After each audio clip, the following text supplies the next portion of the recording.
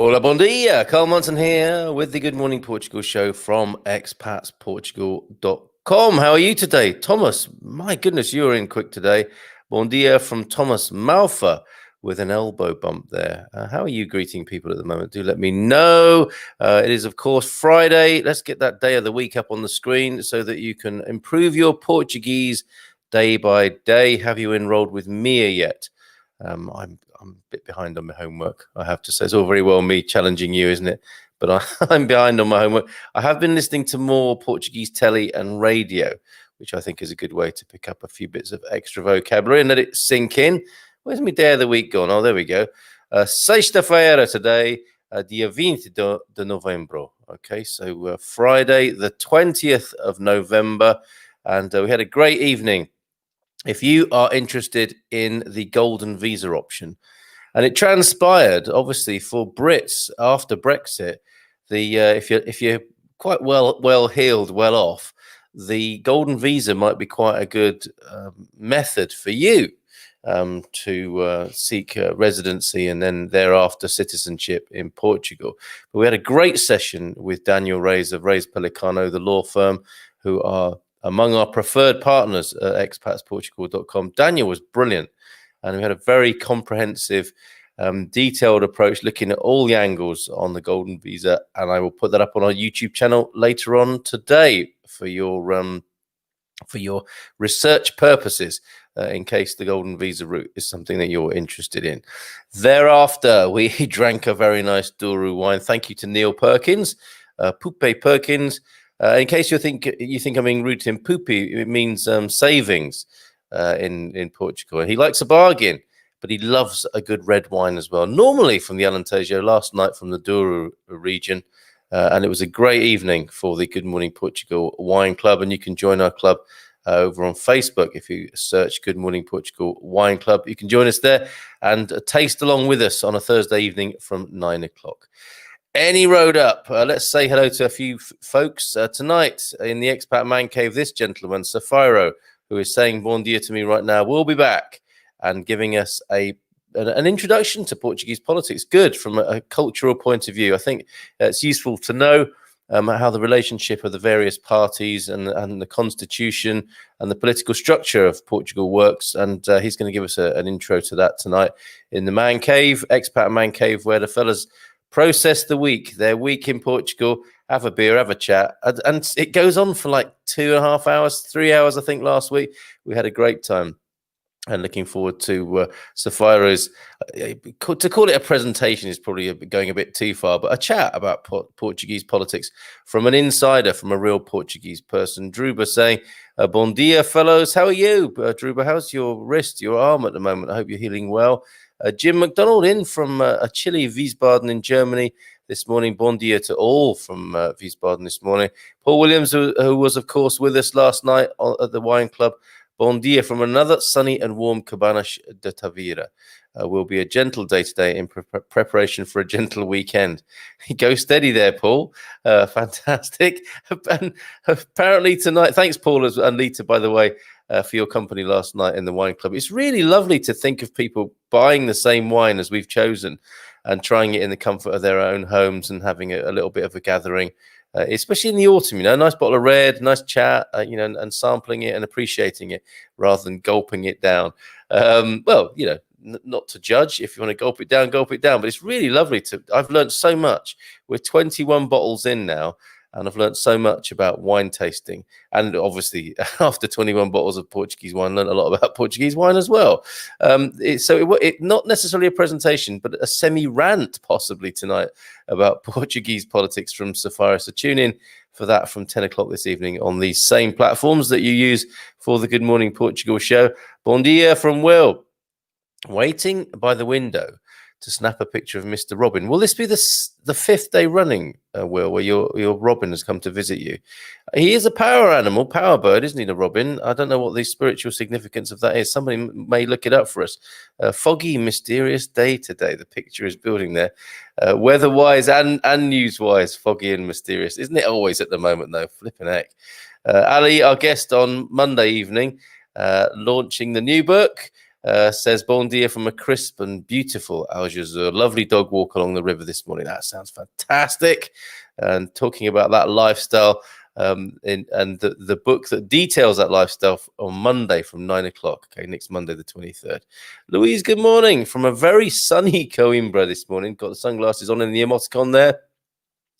Great to hear from you, Louise, today. Victoria, bon dia from Atlanta. Hey, Victoria, how are you? Ty, maybe just me, but it doesn't seem right. Or could it just be sour grapes from me, as I don't have 500,000, €500,000 to invest? Sorry. Yes, the politics of envy creeping in, maybe, Ty, I don't know. Sorry, not one for the morning show. Bon dia, everyone. Not sure what you mean. You're not one for the morning show. You appear to be here with your sour grapes, Ty. You're always welcome. But yeah, I share your view on that. It is, I guess you could call it an elitist route in. The country is keen for investment. It's complex, isn't it? I'm not a black and white sort of person. As I get older, I'm less and less black and white. And I'm not sure about you, Ty, but you seem to be more and more black and white as you get older. I don't know. Maybe we should have a chat about that over a beer in the man cave. Doreen Race, hola todos, feliz sexta-feira. Yes, a happy Friday, sexta, the only day with sex in it in Portugal. It just amuses me to say that. Forgive me, permit me, if you will. Que o seu fim de semana seja repleto de alegria e felicidade. Well, Owen, will you just stop showing off with your Portuguese? I think he's wishing us a happy weekend, basically. A simple bon fin de semana would do for us beginners in Portuguese, Owen. But good morning to you, my friend. What have you done with your name there? Interesting. I think that's something to do with what you were talking about in the Expat Man Cave last Friday. Bon dia from a sunny Tavira from Mark. Hey there, Mark. How are you? From Chicago. Lots of lovely greetings this morning. Thanks, everybody. Bon dia from Chicago. Still dark in Chicago. Well, it would be, wouldn't it? What time is it? About 4 or 5 in the morning, Jim McPherson. What are you doing up? Bon dia from Oregon. Lots of Americans in. Really very early this morning. Stephen Green in Oregon. How's it going over there? It's been a bit eggy, isn't it, recently in Oregon? But I hope you're doing well there. So first of all, a bon diamond, and then a bon dia. We knew what you meant, Stephen. We knew what you meant. No problem at all there. Good morning to you. Let's have a look at this weather then, because I have been promising you good weather all week, and now it looks like it's curtailed a little. It's still going to be a great weekend, I think, but it doesn't look as good as I was first saying, or I don't make it up. I report it, but I'm sorry to see that the weather has changed somewhat. We're going to have a lovely weekend and a Monday, but not a long extended period of sunshine. After all, for next week, if the blooming thing will load up on my screen, let me just get rid of this in the background here. I might have a little sip on my tea while we're all waiting for this to load up. Let me make it a bit simpler on screen. There you go. Yum. British tea. Right. The principal points. You can see how slowly it's loading, just as I can now on the screen. Ordinarily, here we go. Lisbon, 15 degrees and clear at the moment. 22 to look forward to today. And you can see what I mean here. 22, 21 and 20 for the next 3 days. But some cloud coming in. And a cloudy, possibly rainy week next week. This is what happens when you keep your eye on the weather. It changes, doesn't it? 59 degrees in the Fahrenheit in Lisbon at the moment, rising to 72 Fahrenheit today. In Porto, 13 degrees and clear, rising to 20, and a weekend of 19 and 18. 2 sunny days, respectively, there. And a bit cloudy on Monday, and then the rain coming in early next week in Porto. Coimbra, confirming what Luis was saying there in Coimbra. Sunny day in Coimbra currently, 12 degrees and clear, rising to a very comfortable and lovely 21, 20 and 20 Saturday and Sunday, cloudy day on Monday, and then the rain, just like Porto, coming in on Tuesday of next week. Faro, it will be 23 the high today in Faro. You lucky folks there. 16 at the moment, 20 and 19 respectively Saturday, Sunday, and then a cloudy Monday and Tuesday with a bit of rain coming in midweek in Faro. And of course, I'm happy to give you the weather all over the country by special request. Look, all the districts here, Santarém, Viseu, even the C list, as I refer to them, causing offense in those parts of the country, Bragança, Guarda, Porto Alegre, etc., etc. So let's find out what's happening on the COVID front this morning.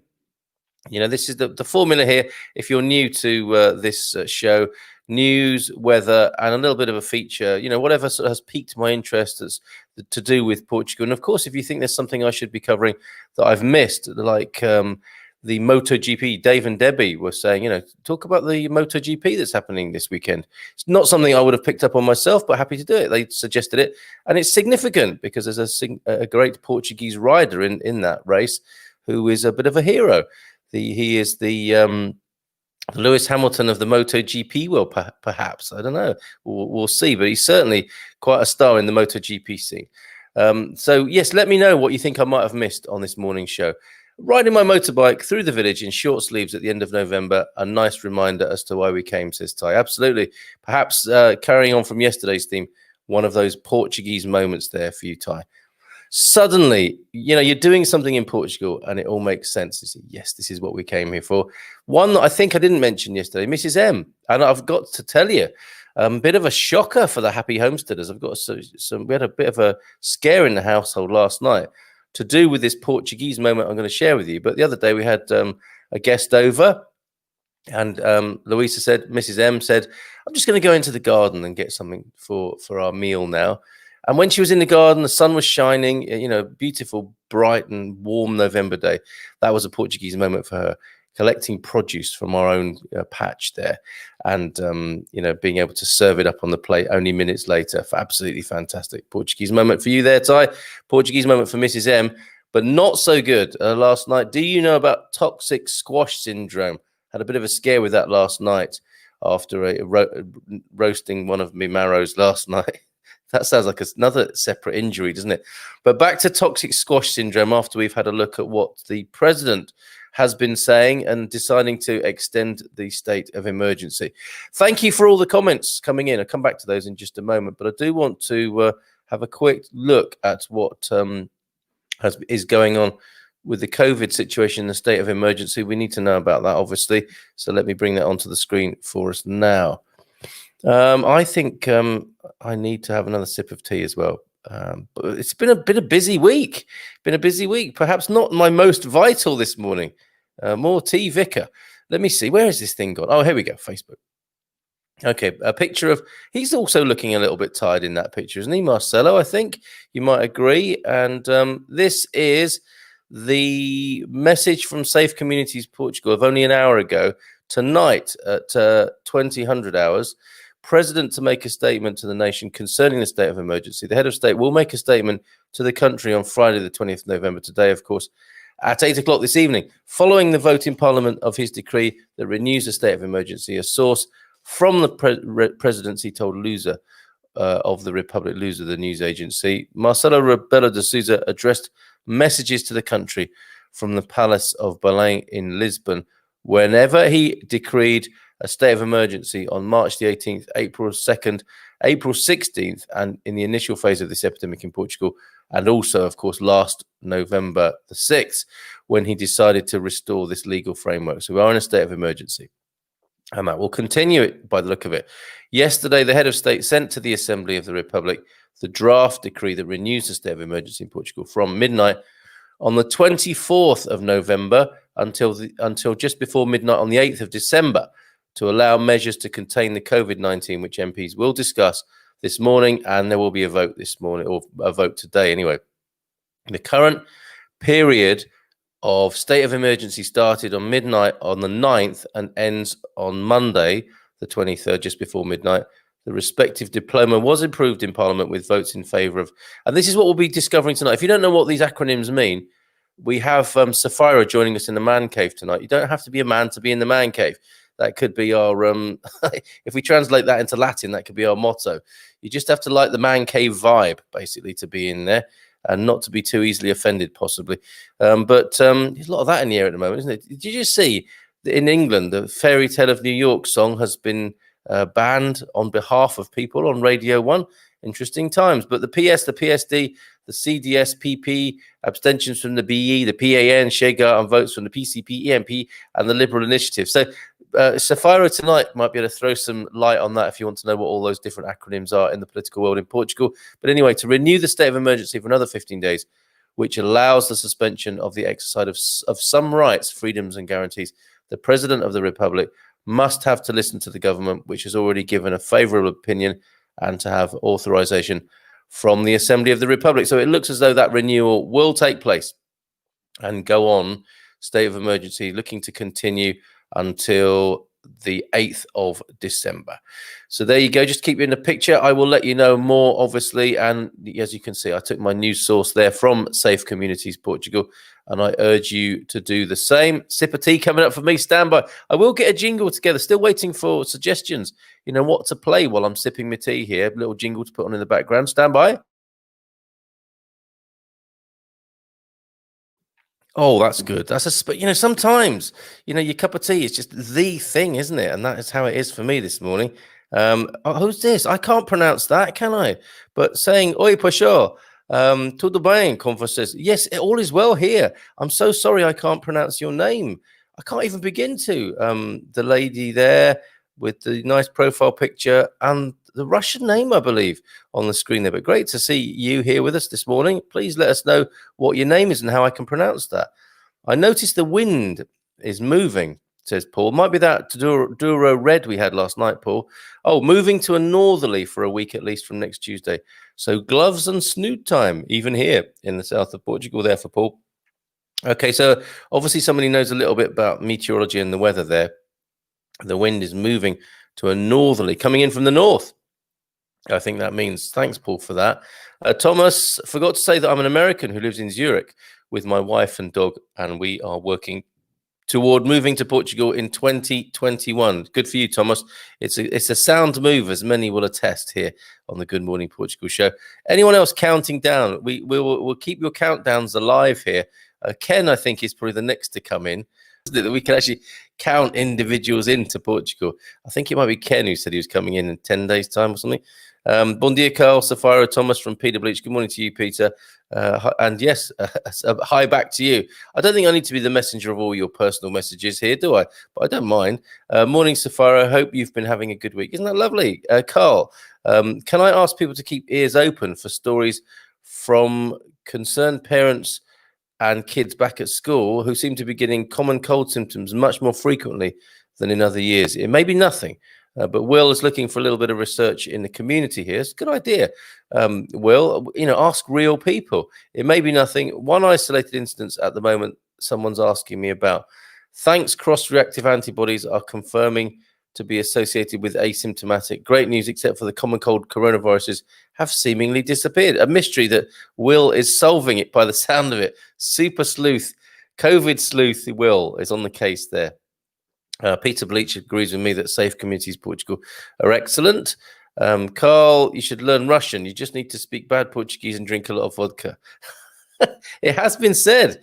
I've noticed this. People have likened Portuguese to Russian. I'm sure it's not as simple as that, but I'm willing to give it a go. Maybe even tonight, Safaro. Could be another vodka and orange night. I mean, that combination of Russian vodka and Portuguese orange juice. I was loving that last week. People just thought I was, I was having a little bit of a break from the booze and drinking orange juice. No, there was one of those old vodkas that it doesn't actually sound like a Russian vodka. It's just been given a Russian name by a marketing team. Bogdanovich or something like that. 32 times filtered Russian vodka. I don't believe a word of it, but it seems to do the trick anyway. Okay, so before we move on to toxic squash syndrome and Madeira, Marvellous Madeira, I've called it. I've got some beautiful pictures and delights from Madeira to show you on the show this morning. Quite amazing. Thanks to Anna, an English Anna with two N's, sent me a link to these wonderful pictures from Madeira, which is all part of building the Portugal 100 list and keeping the dreams and hopes and vision alive of us here in Portugal and those wanting to move here with wonderful things to do in and around Portugal. And obviously, Madeira is one of those things. And it's a bon dia from Eliane from Portimao this morning. Good morning to you, Ellie. Americans do say that Portuguese have a Russian accent, so why not the other way around? Fair enough, Safara. I'm with you on that, my friend. Where was I going to go now? Toxic squash syndrome. Okay, let me just find the right. article to share with you. Bit of a scare last night. So I'm in the studio yesterday evening, and I'm aware that Mrs. M is looking for medications, which are for some reason kept in the studio here. Oh yeah, under lock and key. That's why. Not from me, from the kids.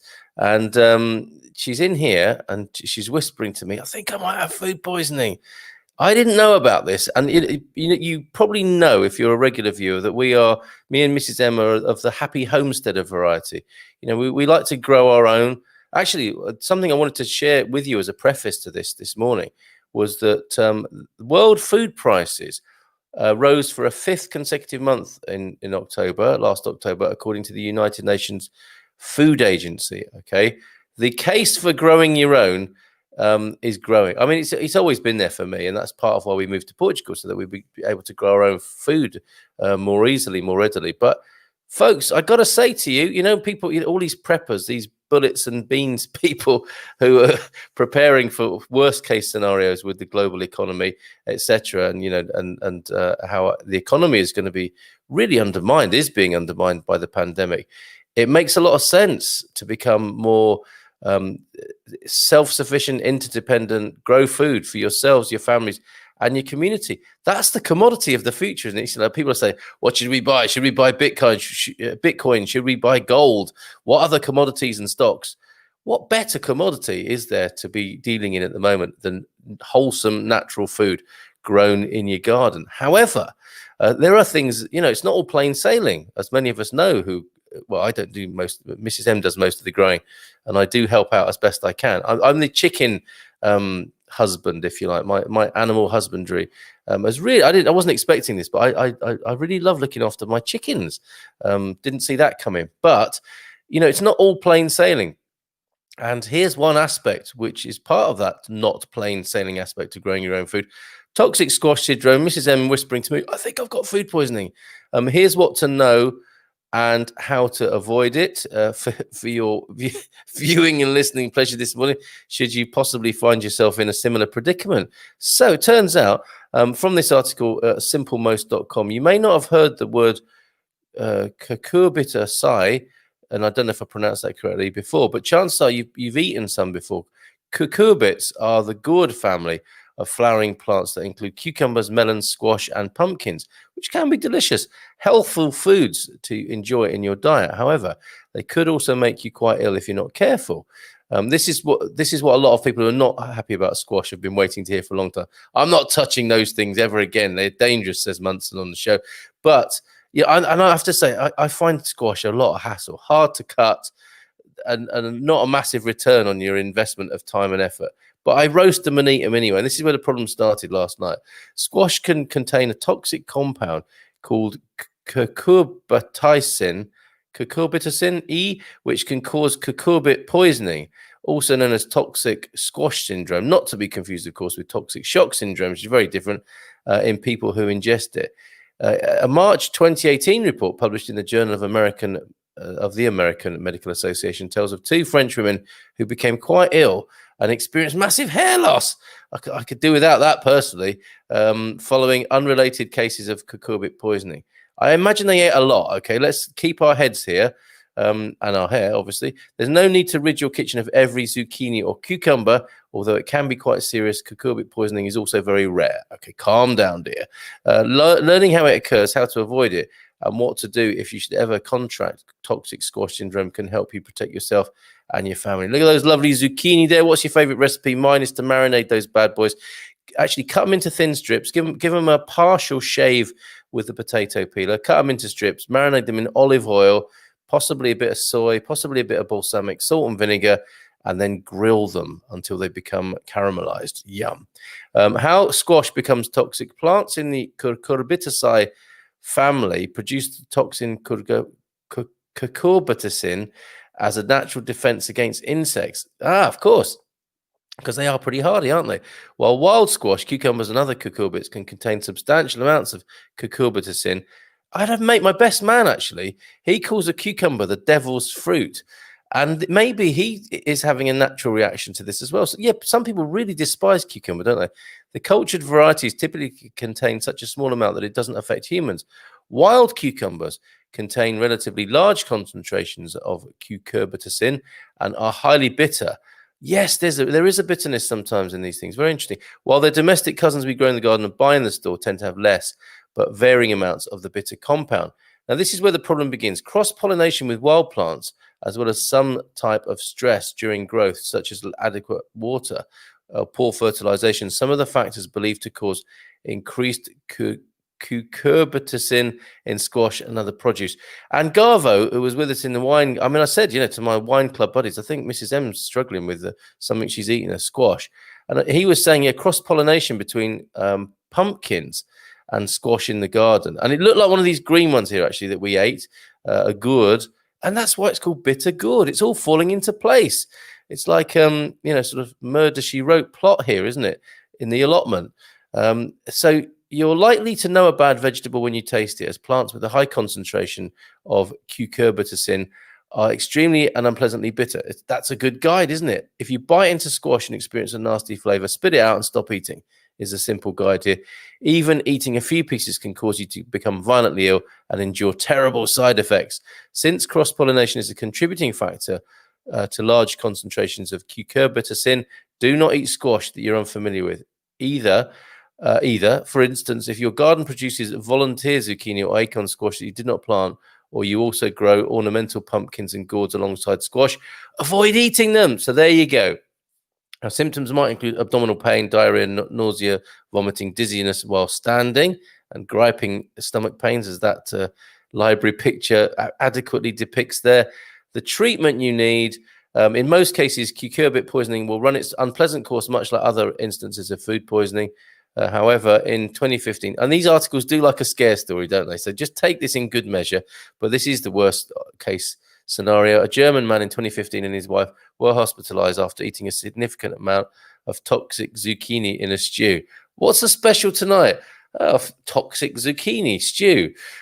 It's the bitterness. If it's bitter, don't eat it, folks. Seek medical attention if you become dehydrated, have excess pain or dizziness, experience ongoing stomach issues, or if you believe you have consumed more than a bite or two of food containing high amounts of cucurbitacin. My pleasure to share that with you this morning. So sorry in some ways to be the bearer of such bad news, but I think as a happy homesteader, as someone who grows their own, especially if you're new to it, be careful of that cross-pollination between the cucumbers, the zucchini, the courgettes, the gourds and the marrows, etc. in your veg patch. So there you go. A little bit of information I didn't expect to be saying this morning. Back to your comments, Pete in Castanheira de Pera. Yesterday, Ferry and I took lunch round to our local olive press, the Lagar de Azeite Bolo, cold pressed olive oil, and had a great afternoon eating and drinking in the sun. That sounds fantastic. Really fresh and local olive oil. Really marvelous part. That's a Portuguese moment for sure. Will Thompson, my squash plant just grew out of the compost pile. You see, that's how it happens, and made that part of the garden look like a scene out of the BFG, of course, which your principal character occasionally you're mistaken for. Will produced at least 30 the size of a baby, managed to eat half of one. Far too much hassle chopping them up, I guess. Yes, you need a good kind of man cave machete, don't you, to tackle squash sometimes. Not my favorite, but occasionally don't mind them. Hi, Carl. It's a gorgeous morning, says Kathleen Gimblett. Gorgeous morning on top of our hilltop above Selanova. Any news on which COVID vaccines will be available in Portugal and when? No idea, Kathleen. Actually, I will share that news with you, seeing as you ask. I'll keep an eye out for it, and I will let you know. And I did see some talk of how you might have to pay for it. People were getting concerned about that, and it was being prioritized, obviously, as you might expect, for the key workers and so on, in the front line of society and life. So, Kathleen, I will let you know. I'll keep an eye out for that. So, finally, then, some beautiful pictures of Madeira. Let's do that for you now on the screen. And I was also actually very quickly before we go to Madeira, were you aware of Spotter Home? This is a new thing that my colleague Astrid at expatsportugal.com has found. and made available to premium members. 20% discount off Spotter Home booking fees. Now, it looks to me like Spotter Home is a bit of is the longer lease, longer rental version of Airbnb. Could be one way of putting it. And let's have a quick look so you know, and you can recommend this to other people. And this is 20% discount off Spotter Home booking fees. Looking for a mid to long-term rental home in Portugal, which has Lisbon and Porto properties on its books, plus other European cities, reasonable prices, not inflated holiday rental rates, flexible lease terms, mid to long term, 30 days or more, all done online, rent a room or an entire house or apartment, fully furnished, some allowing pets even. And the great thing about this, if you are looking to get a residency, getting a lease so that you can get a residency, Spotter Home is better for this than Airbnb. Often you can't get a lease, obviously, with Airbnb, but this Spotter Home do offer that. So there is an option here for an official lease contract to prove permanent address for immigration visa requirements. Go to our expatsportugal.com premium member benefits to pick that up. Sign up with us, €25 that'll cost you.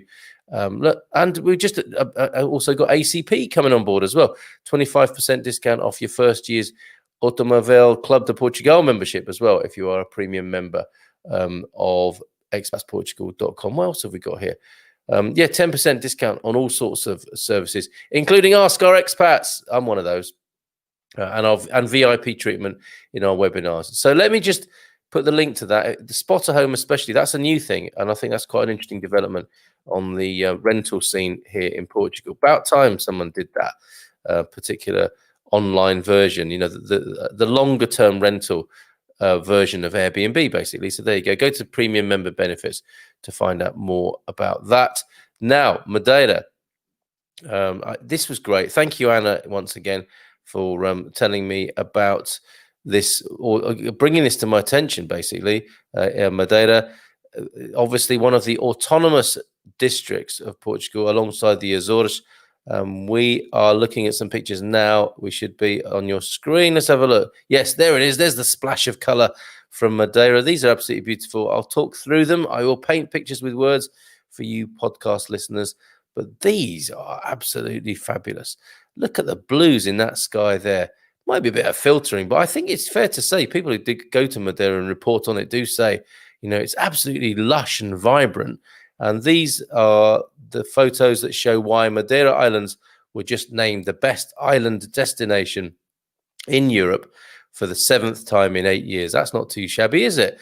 November the 18th is the dateline on this article from Sophie Claire Huller and Jennifer Polland at insider.com. So Portugal's Madeira Islands, which sit between Morocco and Portugal, were named the best island destination in Europe for the 7th time in 8 years by the World Travel Awards.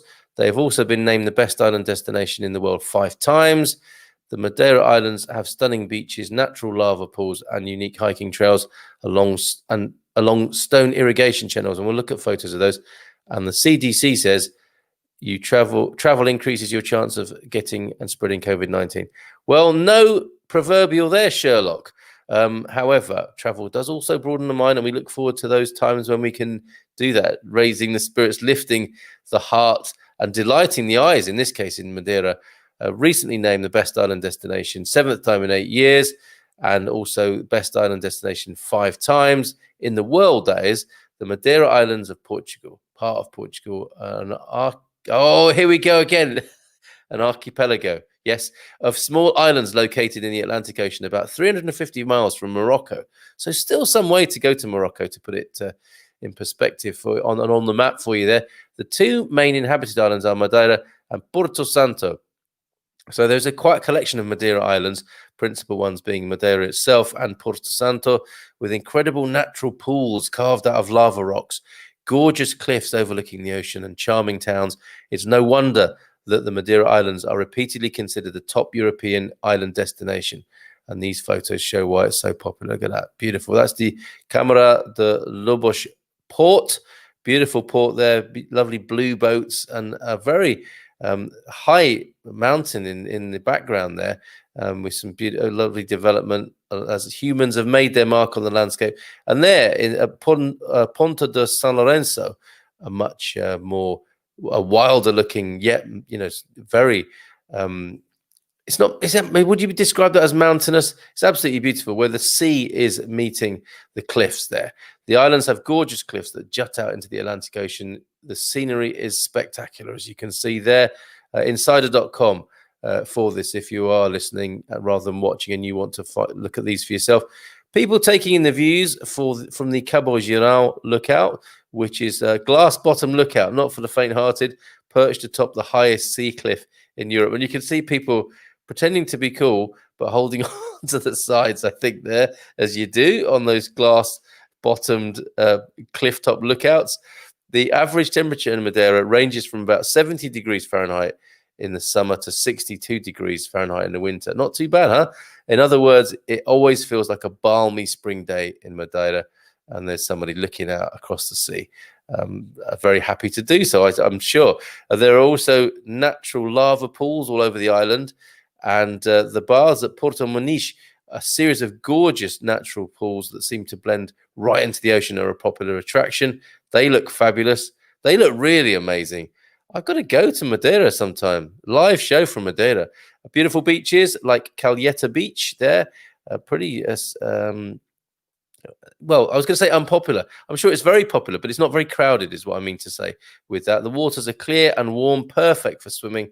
And by the look of it, snorkeling, clear, a beautiful mixture of, blue and green in the water there. Fabulous. There's also plenty of marine life to explore by swimming and snorkeling or diving. Look at those beautiful fish. The marine life off the coast of Madeira there. And windsurfing is usually popular here, they say in this article. So windsurfing in front of Funchal there, I believe the capital, Madeira, Funchal, as is paragliding. At least it was in the pre-pandemic. So you can do a tandem paraglide if you have the nerve for that at Arco de Calheta. And this is another key feature. These incredible irrigation channels made of stone. Madeira is full of levadas, they're called, a system of stone irrigation channels that crisscross the island and transport water. These levadas also make for great hiking trails. So you'll have a walkway next to it, the ancient irrigation method of Madeira there. Fantastic. And of course, we spoke about this before, but you can try a Madeiran rum in one of the rum bars in the more touristy, popular bits. So there you go. There's a levada there in the picture, someone hiking along, and that is in Risco. Some of the levadas, like the Levada de Caldeiro Verde, pass under waterfalls as well. Just gets better and better, doesn't it? And under normal circumstances, one of the best ways to get around the islands is by boat. So if you like a bit of messing about on the water, Madeira's for you, and a little boat trip around the island. Look at it in its beautiful Technicolor there in Funchal.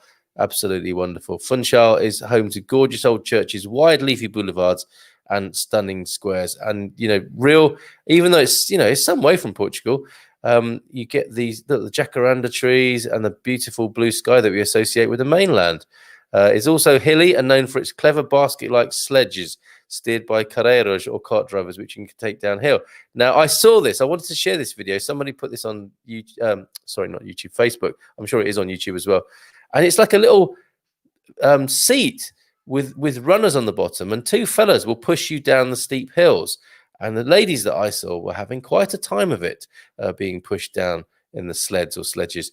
It also has tons of colourful markets, does Madeira, which are usually bustling with locals buying fresh produce. And look at that. That's beautiful produce there in Madeira. And don't forget the incredible views. Delightful. The Monte Tropical Gardens there. Absolutely wonderful. So there you go, Madeira. This is a really lengthy and celebratory article of Madeira. The stunning 753,473 square foot Monte Tropical Gardens is a must visit. They look fabulous. What an incredible history Madeira has. The island, famous for it and synonymous for its wine, Madeira, a fortified and nutty tasting drink. There are various tours and tasting visitors can take. And there, a final picture. I think that's a sunset, isn't it, rather than a sunrise, overlooking a vineyard at Sejau, Madeira. I'll leave it there this morning. I mean, you can check yourself, but this is a fantastic article singing the praises of Madeira from insider.com. Thank you so much to the authors of that article, and thank you to you today. Just see if you've got any more comments before we make our way towards Bon Fin de Semana. I can contest to the Ask an Expat service, says Louise. It's brilliant. Oh, thanks, Louise. Sally, hola, bon dia, Carl. Good morning, everyone, from Sally on YouTube there, with a reminder to wear a mask on the emoticon. And Will, finally, there is a fascinating, unworkable strategy with vaccines that if everybody nominated someone they know to get vaccinated, the most sociable busybodies would be vaccinated first, and only 16% of the population would need to be vaccinated to achieve wipeout. Theoretically, the clever, fast way to do it. In practice, but not real-world applicable, clearly. Can you imagine? Therein lies how the mind of Will Thompson works, and I'm pretty sure he's right about that. But yeah, it isn't probably going to work out like that, is it, Will? Despite that being sounding like an excellent way to do it. Yes, I'll keep you informed with vaccination news as and when it becomes available as a service here. Of course, we all have our own views about that, the intricacies in the background of that. But I will do my best from the point of view of public service to keep you informed of what's going on with that, and of course all COVID pandemic news, and of course beyond that, beyond hopefully when we put this behind us. Or should I say integrate and incorporate it? Because I think it's a bit naive to think that we won't be facing an ongoing challenge. Let me put it that way. So we need to, as people have said, we need to learn to live with it, don't we? And I'm sure we will. And of course, we need the hope and the vision beyond the immediate pandemic and emergency. And that's part of my job here for you this morning and every morning on the Good Morning Portugal show. And in the evenings with the Portugal show tonight, of course, it's the Expat Man Cave from 10. Very kind of you to ask, Neil, how is Mrs. M this morning? Hope she's feeling better. Yeah, we went through the whole toxic squash syndrome thing, which is, of course, what she's doing right now. I think she's going to be fine, but thank you for asking. Neil, great job last night, Mr. Perkins, also known as Alan Tejo to the community. So we're coming up to 9:45. Have a great day. Bon fin de semana, folks. Have a lovely weekend. Looks like it's going to be a lovely one weather-wise. And we'll see you again either in the Expat Man Cave tonight or on Monday morning. And don't forget, yes, of course, the launch of Ali's book on about living a quieter life in the Algarve on Monday evening from 9 o'clock. And a very quick good morning just in there, Paolo. You were with us last night and you're with us this morning again. Good on you. Good morning from Geneva from Paolo Simois there. Take care. Bye for now. Abrazos, beijinhos. Bom fim de semana.